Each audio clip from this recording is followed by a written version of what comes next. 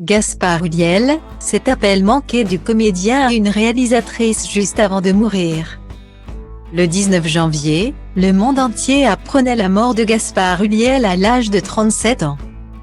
L'ancien compagnon de Gaël Pitry est décédé de ses blessures à la suite d'un accident de ski survenu au domaine de la Rosière, en Savoie, le 18 janvier.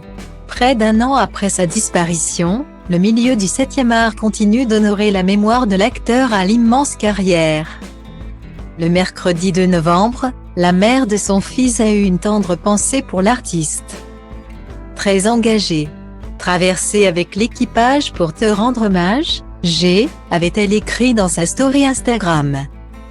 Ce mercredi 16 novembre, Gaspard Ulliel sera à l'affiche de 2 films au cinéma, réalisé par Bertrand Bonello et Plus que jamais, d'Emilie Atef, dans les colonnes du Journal du Dimanche. La réalisatrice de 49 ans a livré quelques anecdotes de tournage aux côtés de l'acteur disparu tragiquement. L'occasion pour les fans du comédien d'en savoir plus sur les états d'âme du père de famille au moment de la réalisation du long métrage. Dans Plus que jamais, Gaspard Ulliel partage l'affiche avec Vicky Criet, une actrice de 39 ans avec qui il aurait eu une aventure.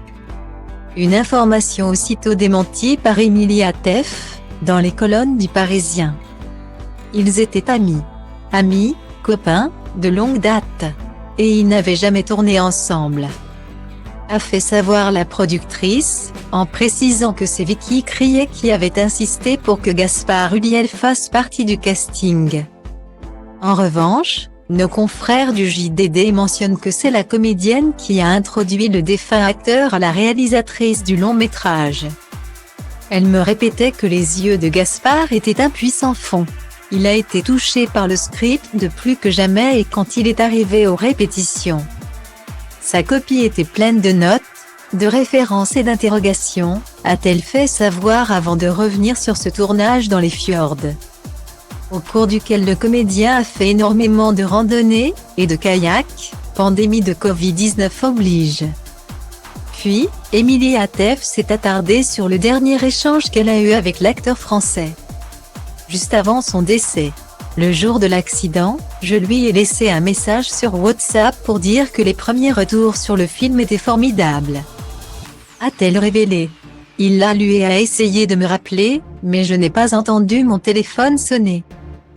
A-t-elle conclu au JDD. Une chose est certaine, elle ne l'oubliera jamais.